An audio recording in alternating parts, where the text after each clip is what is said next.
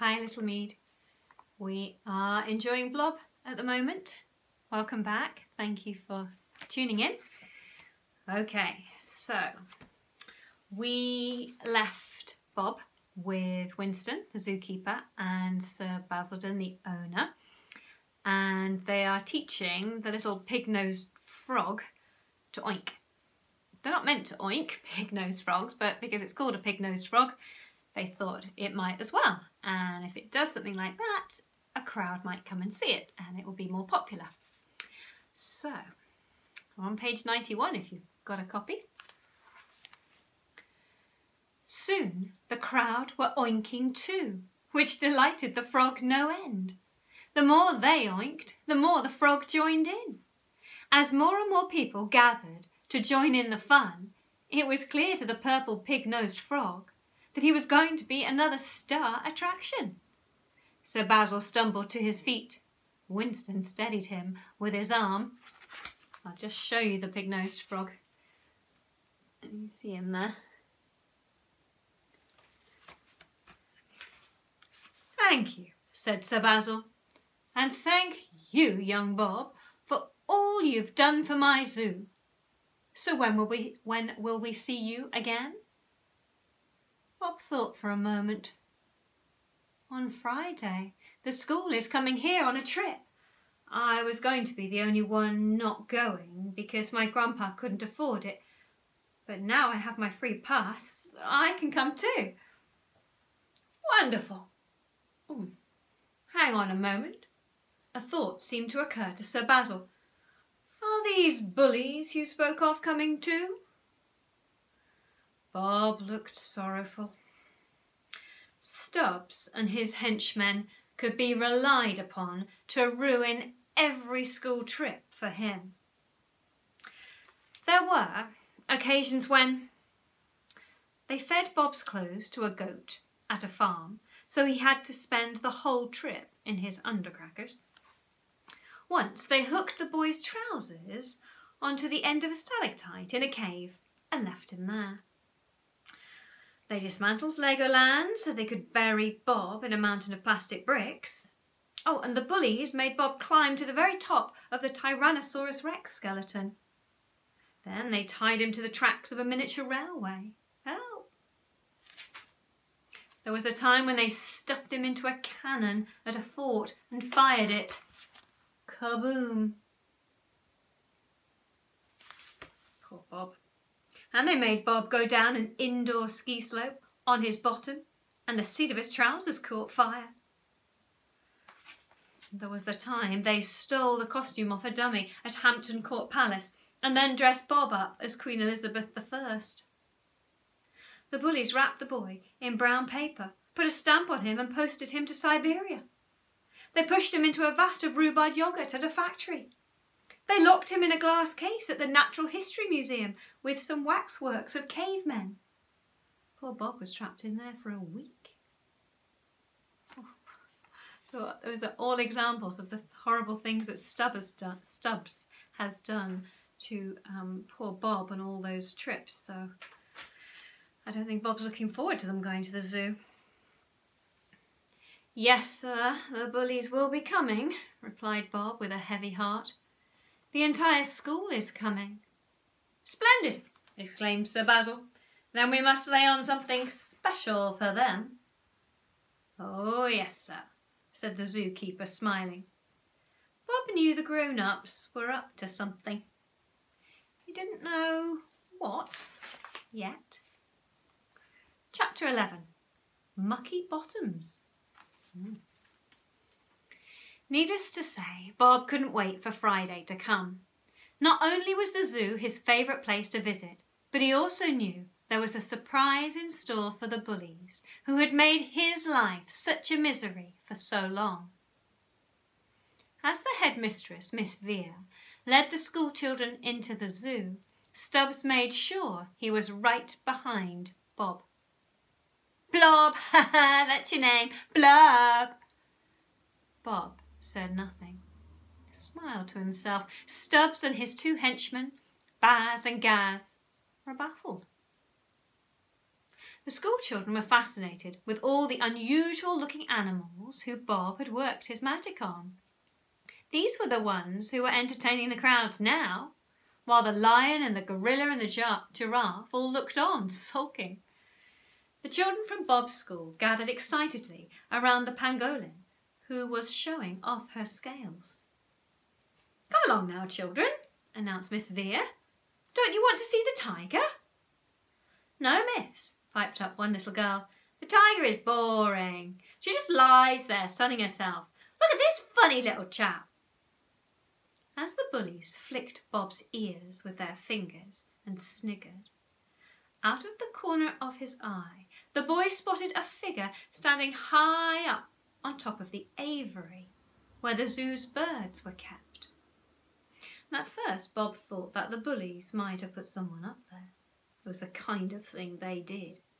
But then the boy realised it was Sir Basil, Sir Basil Basildon. What was the zoo owner doing? There's a picture of him. So Bob has spotted him. What's he doing? He was standing there, legs akimbo, his suit trousers flapping in the wind. The man was looking through a pair of binoculars. After a moment he made a signal with his arm to Winston, who had appeared right by the pangolin's enclosure. Winston winked at Bob. Bob smiled at Winston. The boy was bursting with excitement. He knew something big was coming, but what?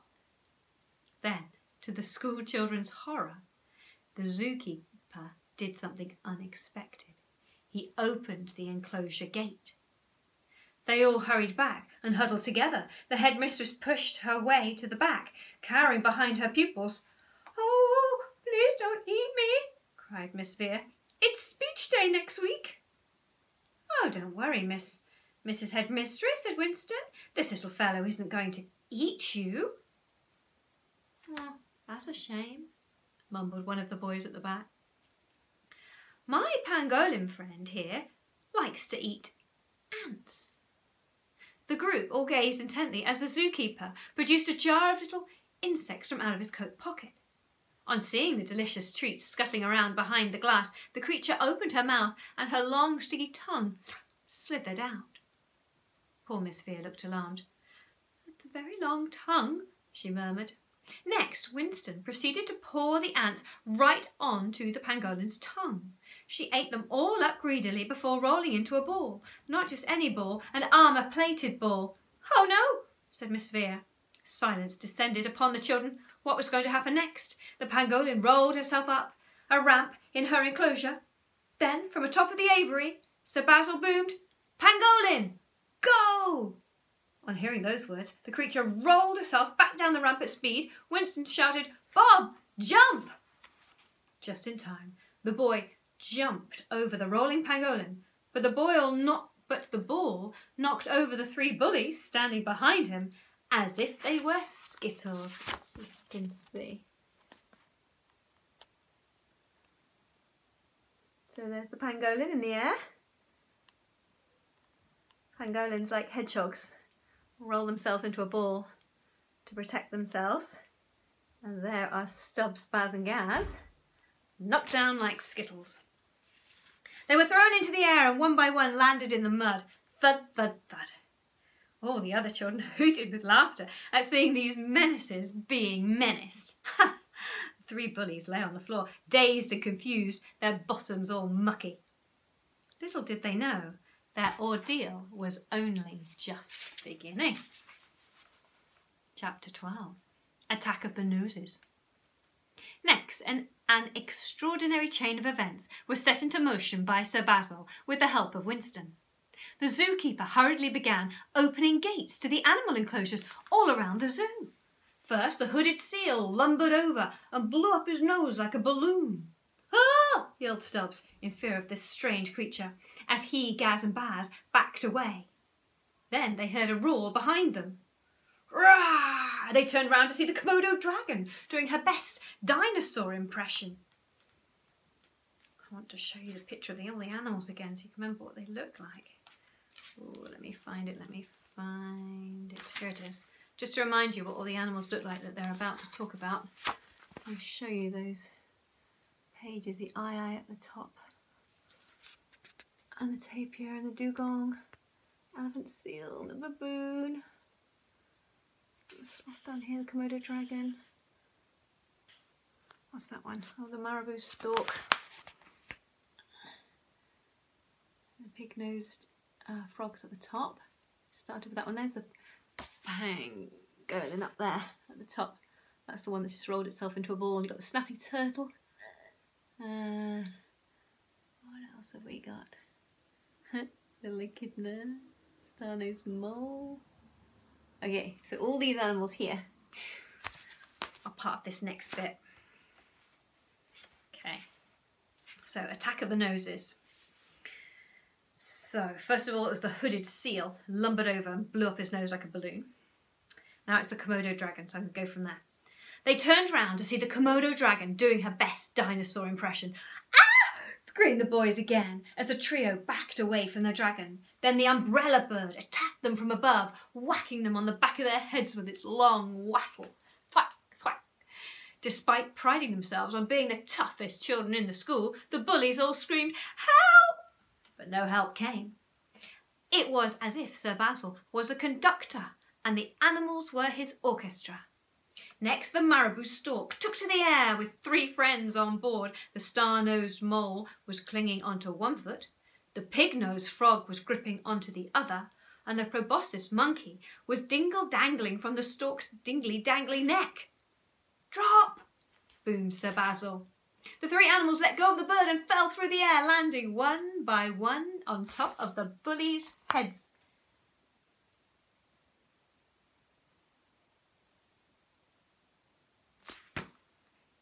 It was the attack of the noses.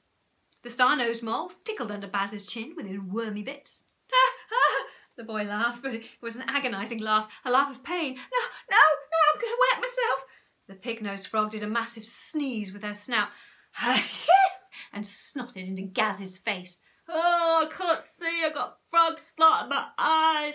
Finally, the proboscis monkey shook his head from side to side, bashing Stubbs's face with his long red hooter. Bam, bam, bam. "Ah, ah!" screamed Stubbs. The children shook with laughter. But no one laughed louder than Bob. "No!" cried the headmistress. "This is the worst school trip ever." But she was wrong. This was the best school trip ever. The 3 bullies, chapter 13. The 3 bullies stumbled around the zoo, desperate to find a way out. The dugong climbed the rocks at the side of her tank and took a giant leap into the water. Moo! Splosh! The trio were soaked. Baz started bubbling. Why are all the animals picking on us?" "Now!" boomed Sir Basil again from the top of the aviary. Winston cleared the way through the crowds for the sloth, who, for the first time ever, was riding on the back of the tapir. Slowly but surely the sloth slapped the tapir's bottom. As the tapir charged at the boys, the sloth looked very startled. She had never gone so fast in all her life. The bullies retreated, only to be tripped up by the snapping turtle's shell. The 3 stumbled backwards, and the turtle was snapping at their heels as they fell. Snap, snap, snap. Gaz's bottom landed on the spikes of the echidna's back. "Ah!" the boy wailed. Baz's bottom landed on the sharp tusk of the warthog. 1 tusk for each cheek. Oh, it is going so horribly wrong for the bullies.